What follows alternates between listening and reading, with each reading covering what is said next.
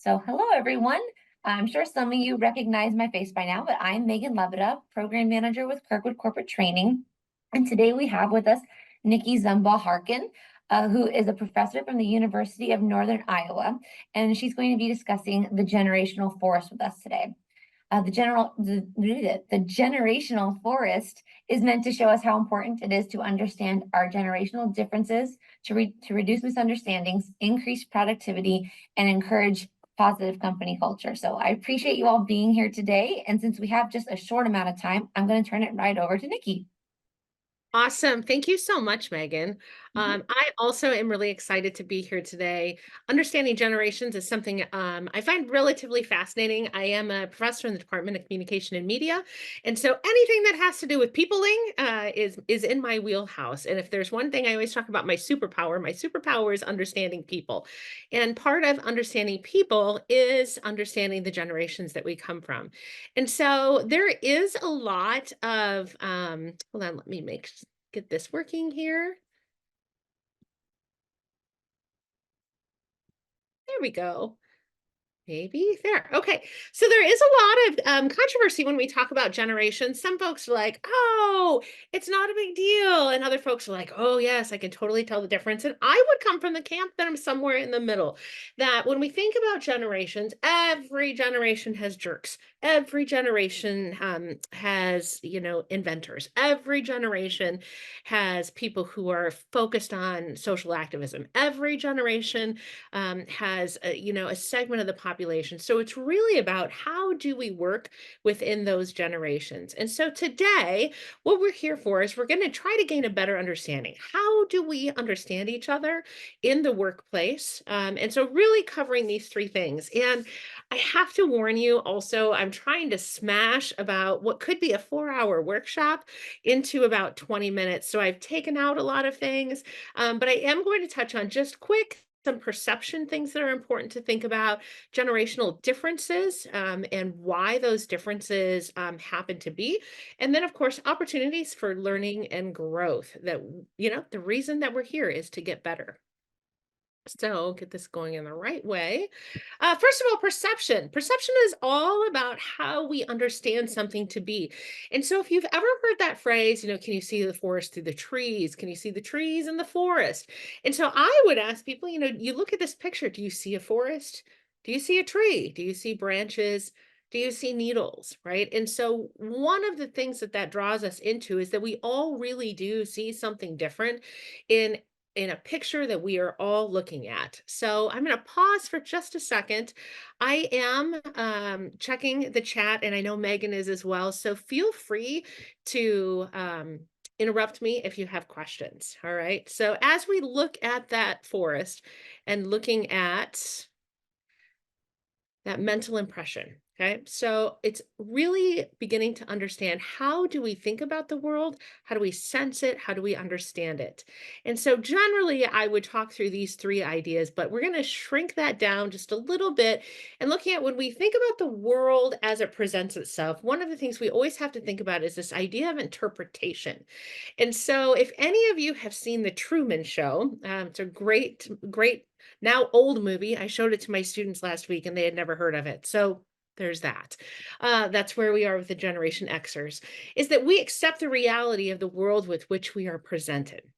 So our reality is our own, and someone else's reality is their own. And so this is one of the things that I'm constantly trying to remind people, that when we think people are wrong, it's because their reality doesn't match ours, or ours doesn't match theirs. And so a lot of what we can do is rooted in communication and understanding, and really looking at how perception really impacts the way in which we view the world. So if we look at that, we know that is based on what's called our perceptual set. All of us have all of these indicators that help us to understand the world. And they are very different. Okay. So I would generally go through all of these. I'm just going to touch on a couple of them. If we look at past experiences, right? If you have been maybe experienced abuse in your life, you are going to look at relationships in a very different way. Your physical characteristics. I love to talk about this because my son is 6'8", my husband is 6'7", and so their world looks remarkably different than mine. I come in at 5'9", really 5'8". I used to be 5'10". I'm shrinking. I'm frustrated about it, but I'm not going to go down that road. So when we look at those physical characteristics, it is harder for the men in my life, my son and my husband, it's harder for them to go to a movie because of where they sit. It is harder for them to fly somewhere because we always have to be careful about where they're sitting. It is harder for them to essentially experience the world because of the fact that they are so tall.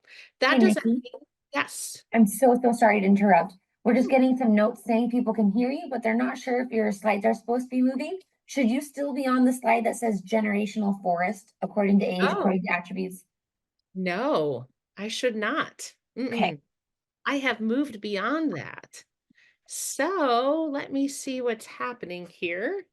And I would be happy to share You the want, well, presentation with yeah, everybody if it's helpful. And you you want to can, do that? Maybe. Mhm. So we should be on slide 5 right now.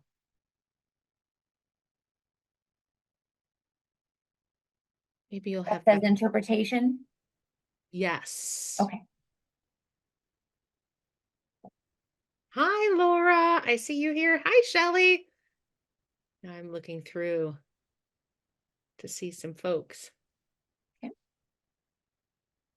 Would you like to continue forward with everybody moving the presentation for themselves, or would you like to try sharing one more time? Do you want me to try? Let me try to share again here and see what happens. I'm not sure why it's not.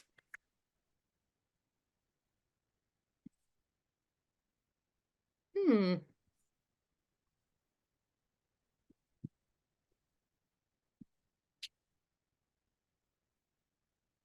Let's try this again. All right. So I'm going to bring this up, and if you can tell me which.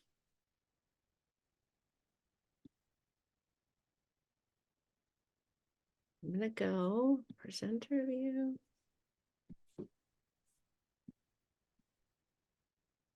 Okay. Can you see perceptual set? I don't see you sharing that. I just see you right now. You just see me? Okay. Okay. So yeah, we'll just have, if everybody has that access, does that work for everyone? If you just can follow along, and I'll kind of tell you when we should be kind of switching slides. Does that work? That works. Or I could try to share it real quick if you'd like. Sure. Yeah, you could do that too. Okay. And then you just tell me when you want things to move. Can everybody see perception? Let me see. Okay. Okay, good. Okay. So let's move. We should be at perceptual set, which is 2 down. It's the one with the round pieces. There you go. Right Yep. there. Perfect. Thank you. So Sorry, guys. here, no problem. Here is when we look at perceptual set. These are really the 7 different types of characteristics that we look at. So we think about, I was talking about those physical characteristics, psychological, right? Whether you're an optimist or a pessimist, it really changes how we achieve goals, how we look at things. One of the examples that I always give is, you're driving along, right? And somebody pulls out in front of you. My husband generally has a very different reaction to that happening than I do. I am an eternal optimist, kind of annoyingly so. And those of you who know me would probably agree with that. But when those things happen to me, I'm always like, "Well, they must have somewhere to go." And so that psychological characteristic definitely changes the way in which we view the world. Okay, next slide. And again, if we had more time, I'd go over all of those. So all of those lead to what we call attribution theory. And I promise I'm not going to throw a bunch of theory at you today, but this one is really important in thinking that we understand other people based on our set. And this is really important when we think about generational differences, because what I'm doing is I'm trying to understand, for instance, my students who are Gen Zers based on the X characteristics. And we are very, very different. And so, one of the things we have to constantly think about is, as I'm putting this expectation on that person, is that fair? Because I'm looking at them up based on my expectations of what is maybe normal or what they should do or how they should behave. And yet they've grown up in a completely different world than what I grew up in. So attribution theory is a really important piece of this. Yep, next one. So when we look at, and I kind of rolled into this, that the idea of placing blame, one of the things we can think about in attribution theory is how we think about ourselves and how we think about others. And I always love using high school athletics as a great example of how this works. So when we think, if I'm thinking about myself, okay, and I have some success at something, I'm like, I did such a great job and I worked so hard and I did all of these things and made these sacrifices. But if I fail at something, I am more often like, well, that teacher didn't like me. Or, well, that other person, was a little bit of a brown noser to my boss, and that's why they got that promotion. And the opposite is true when we think about other people. So if someone else has success, we generally, especially in high school sports, right? We can have this moment of like, well, their parents, paid for them to go to all the camps, and they had the better coaches, and they had the better facilities, and they had all of these things. And while some of that may be true, right? To be successful, to be a champion, there are still internal things that have to happen. So when we're thinking about other people, we have more of a tendency to put their failures on who they are as people and their successes as something external of them. And so that makes a difference when we start to talk about the generations and how we place blame on folks not within our generation or even just folks at work in general. Next slide. Thanks. So what's that generation?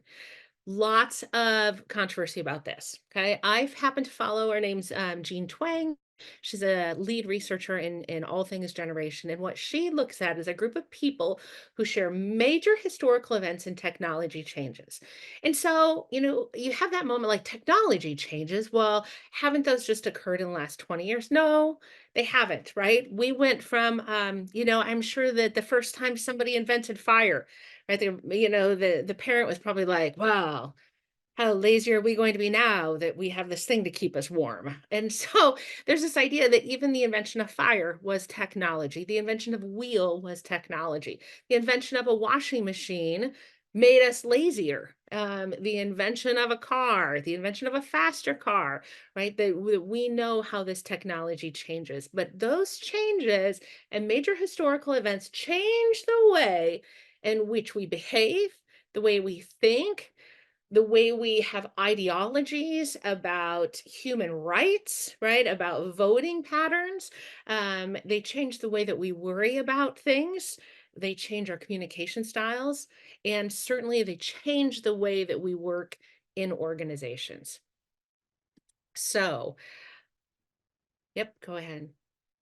2020 is often being touted as the decade of change by folks who study generations. And this way that the silent and the boomers, they are currently retiring. The X's and the millennials, we're starting to supervise. The Zs are entering, and the polars, which is the next generation, they'll be entering in the early 2030s. 7 big upcoming trends. None of this is probably surprising to you. Remote work, safe spaces, and safe speech. Gen Zs are not millennials. There's some weird, everybody's talking about those millennials coming out of college. I'm like, those aren't millennials. Everything is political. right? Mental health is a big factor in what we're doing, and the flattening of bureaucracies. So you don't ever know anymore, like who's the boss. It doesn't matter how long sometimes somebody has been somewhere. And very important is that the future is non-binary. So the upcoming generations are very much focused on gender neutral restrooms, right? If I have to go, I have to go. They're very focused on gender neutral clothing. I just want to wear something that's comfortable. And so that is going to be a stereotype that they are going to really want to break. All right, next slide. So today, when I talk about generational forest, one of the reasons I love to use the forest analogy is to think about forest fires and think about how forests grow, right? Like you've got these great big trees, right, who are like our boomers and our silence, right? Everything's in equilibrium. They've brought us to this place, okay? But then you have right below them these Xers who are like, oh, some trees are starting to die. We've been working hard kind of under the auspices of these big trees. Now we finally get some space to grow. Then you have the Ys and the millennials, right, underneath that, where they're really starting to compete for space. And then that Generation Z. So as those baby boomers and those silents leave, or as those big trees die out, that those Gen Zs are taking their stand and taking their place. So the X's and the millennials are kind of getting caught in the middle of what that looks like. So when we think about that, we have to think about all of those generations. But today specifically, change slide, we are going to really dive into Generation X. So again, if I were doing this for you, we'd go through all 4 of those generations and do some really fun activities. We don't have time for that today. So we're going to focus on what are some historical strengths, some historical impacts, some strengths, and then our opportunities for learning and growth. I chose Generation X because I'm an Xer. I'm actually a Xennial, which is a little micro generation between the Xers and the millennials. I'm not going to talk a lot about that today, but that is actually where I fit, but definitely can identify with the Xers. So let's move on. What are the historical impacts? What have happened to the Xers? Why are the Xers the way that the Xers are? Go ahead and change that slide. All right. The Xers are a generation of first and last, digital to analog, right? We remember getting CDs, and we remember buying cassettes, and we remember getting iTunes for the first time. So these first and these last, right, are a really important piece of what we do. So if you would throw into the chat, okay, think about what you can get from Columbia Records for $1. Who's got it? Anybody got it? What can you get? 10 albums. Absolutely. 10 albums, 13 CDs, right? We all know this, right? Because this is part of our language. All right. If you think about the Cold War, here's a great example. Not only did the Cold War happening, but it impermeated our media. Rocky, right? Rambo, Red Dawn. We watched all of these movies and watched these programs that taught us about the Cold War in a sort of sly way that Russia was always going to be the bad guy. Is that still happening? Right? So we see these thoughts sort of being permeated through here. We were the first ones to be shopping, to doing social network, financial, and entertainment on the internet. Not only are we the first ones doing the things, folks in our generation invented these things. So it's hard sometimes because we want to blame, but yet we're the people that invented them, right? So if we think about family, right, we were the first generation to have both parents working. The term latchkey kids, divorce came into play. Great example. Throw into the chat right now. What time did you have to come home? What was your indicator that it was time to go home at night? Street lights came on. Absolutely. The street lights came on. We all had to be home. Okay. So this is a common experience that we all have. Next, you'll see this idea of grunge versus grunge and rap versus sort of this neon. So there's a little bit of a divide in here. We had this sort of neon happiness of the 1980s, and then we sort of had this grungy rap piece of the 1990s. And that's where you see some of this rift between the Xennials like me, who grew up much more in this grunge piece. I'm a 90s kid, than this pop sort of thing that was happening in the 80s. And so what happened there is you'll see sort sort of this difference between the 1980s of being very materialistic, right? And there's sort of this happiness, and then sort of reality hit in the 1990s where people were like, wait, hold up. Our promises weren't kept, right? There was going to be all this money, and there's not this money. That cynicism, uncertainty, defying the corporate mainstream all of a sudden appeared. The truth of drugs, crime, police. Think about police brutality. All of you can probably remember, where were you when you saw Rodney King the first time? Anybody remember when you saw the video?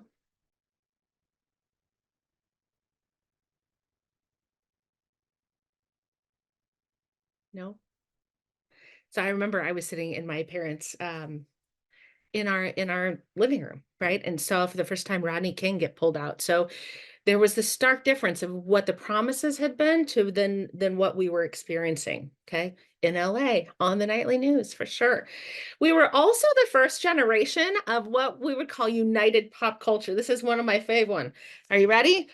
Fill in the blank. And I would have gotten away with it if it weren't for you. Kids. Meddling kids, darn kids. Absolutely. All right, let's do another one. Fill in the blank for unified pop culture. I'm just a bill. Yes, I'm only a bill, and I'm sitting on Capitol Hill. Yes, absolutely. So we had this united pop culture that we experienced. Okay. In our personal lives, we were earlier to have sex, we were later to marry. We had children sort of uncoupled from marriage. People were having kids without being married or having kids without having to get married. Cohabitation was the first thing. Okay, so we were actually the first generation to have high self-esteem and to talk about and think about self-esteem. And so I always think this is interesting because we talk about that in current generations, right? You think about the famous song, I decided long ago never to walk in anyone's shadows, right? If you can finish that sentence, that song is about believing in yourself, right? So we have all of these things that are happening. There was also a rise in materialism, right? Shifting to extrinsic goals instead of intrinsic goals for the first time. Education majors were usurped by business majors. Great example of that here on the lifestyle of the fill in the blank. We all know it because we have a unified pop culture. What's the end of that sentence? Yes, the rich and famous. And you can probably hear his voice saying that, right? We also saw a rise in suicide with Generation X because of the availability of cheap guns. And then we had a lot of low trust. Okay, a lot of low trust starting to happen. Economics being rigged, income inequalities being really starting to be really obvious. We're tilting towards individualism, distrust in the government, dirty politicians. Nixon kind of started that, but then that definitely blew up. The media, we weren't all watching the same things. Medical distrust, if you think about big pharma, you think about the opioid crisis, and you think about, the treatment of AIDS and all of these things that all of us were kind of like, wait a second, we were promised this thing by these baby boomers who thought we were amazing, right? And now here we are. So move the slide. I know I don't have much time. The point of this, right, is looking at what does this mean for us? Okay, this means that we're pretty good at navigating technology changes. It means we're pretty fiercely independent, and we navigate chaos well. It means we're tough and resilient. It means we have a united secret language. We're a lot less judgmental. We are learner focused. We're strategic, entrepreneurial, skeptical, very skeptical, but pragmatic. Next slide. But it also means this, that we have some pretty big opportunities for improvement, okay? Because we navigate technology, we also need to focus on that continually learning, right? We didn't just learn it once, we have to continue to learn that. Because we're fiercely independent, we probably need to get better at working together and working collaborative. Because we're tough and resilient, right? And pull yourself up We could probably practice it being more welcoming, less judgmental, right? How do we transfer that? Being learner focused, we need to work on being showing praise and welcoming hopefulness into our life because we're so strategic, working on work-life balance. Okay. So I'm going to kind of go through the next ones real quickly because I know we are short on time. Just skip to 16. Let's skip to 16. So what happens here is there's a clash point, right? So an issue which are generations that were likely to collide in the workplace. What is one of those things? 17. Here we go. Remote work, right? Remote work is a huge clash point. So let's move to 19. What does that mean? What does criticism mean, right? Things have to burn down to grow. And we know that in a forest, right? Forest fires are terrible. And yet it's the thing that starts new growth. So how do we do this? When we encounter new information, we have a choice. We can attach ourselves and stand in our ground, or we can learn more and think maybe there is a better way. All right. So that next slide, looking at why would Xers be suspicious of remote work? Right? You look at these things on the left-hand side that we know we're a part of. Look at this, right? I know it exists, but I'm unsure of it. I know I can do my work on my own, but this is the system, right? We're still working in boomer expectations. This too shall pass, but then it didn't, right? The remote work hasn't passed. I know my capabilities, but I don't trust you. Very self-focused, very low trust. They just want to make life easier, right? So we know that these are the things that are coming out of people's mouths, and maybe our own. I know certainly mine at times. Flip slide. So to get over that, we have to sort of restore this equilibrium, discovering each other's strengths, building mentorships, and protecting our growth. So my final slide today is, what does this look like? Yeah, 22. Okay. What does this look like? So you'll see these 5 ideas that I pulled out of the X generation are immediate response to those things because of who we are. And then in this last column, okay, so if we really engage in these ways in which we can get better, I know the technology exists. Can you show me that it will work? Continual learning. It's something we need to do. Let's work together to build a schedule that works for both of us. We have to get better at working collaboratively, right? Change is progress, softening of our views. Could we meet twice a week to make sure we're on the same page? Having that hopefulness, right? And having that trust and taking ourselves more out of the equation. And then finally, what I love here is their life will be better. Therefore, their work will be better. So instead of being so work focused and making money as our focus, we're very external, right? We're very materialistic because of the generations that we grew up in. Well, maybe that's not so awesome. Maybe there's a better way to be, and maybe they actually could help us figure that out. So thank you for joining. This is just like I said, this is a little tiny little clip. Feel free to connect with me on LinkedIn. I'd love to meet all of you. What types of questions do we have?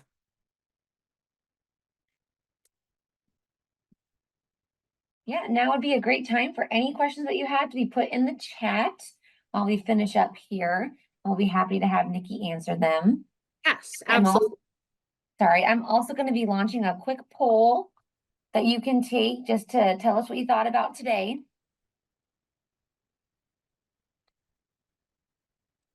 No questions yet, and that is okay. You're more than welcome to also email us with your questions, and we'll get them over to Nikki. Yeah, absolutely. Yeah. I'm so excited to have you all here, and sorry the technology didn't work, and that we had to cut things short in quite a few different spaces. Mhm. Oh, we do have a question. It says, do you see it being easy to change that shift to help a company become more comfortable with remote work? Right. I think that remote work, Laura, it's still so new. But I think that there are many ways that we can really look at making that better. And some of the ideas are, in fact, letting go of some of the ways that we feel about those things and the ways that we perceive them to be, and inviting other conversations in, like, okay, so, what are ways that we can work together to make this okay? So maybe we don't have every day you are working remotely, but maybe an answer is, okay, yes, 1 day, 2 days a week, right? But I need you here on Wednesdays, right? So I think that there is that middle ground that we can find that could be really helpful for people. Awesome. And while we have just a minute, I will share that we do have a mental health webinar series starting next month on the 1st and then once every week, except for that very last week of the month. This is in honor of May being Mental Health Awareness Month and also in partnership with the Health Occupations team here at Kirkwood, who's hosting a mental health summit. Information on that can be found on our Facebook page and Facebook invites. And if you can't find it there, don't hesitate to reach out to us. I'm happy to provide it to you. And with that, it is 3:30. So if you have any final questions, please feel free to email them to us. Nikki, thank you so much for your time. This was wonderful. Yes, I'm very excited to chat about the generations, always. And Okay, thanks for being patient in our little technology flub there. of course. All right, all. Thanks Part for of your remote time. work, right? Part of Yep. remote work is dealing with the technology flub. Yes, exactly. That's a great example. All right, everybody. Thank you again for coming. Have a great rest of your day.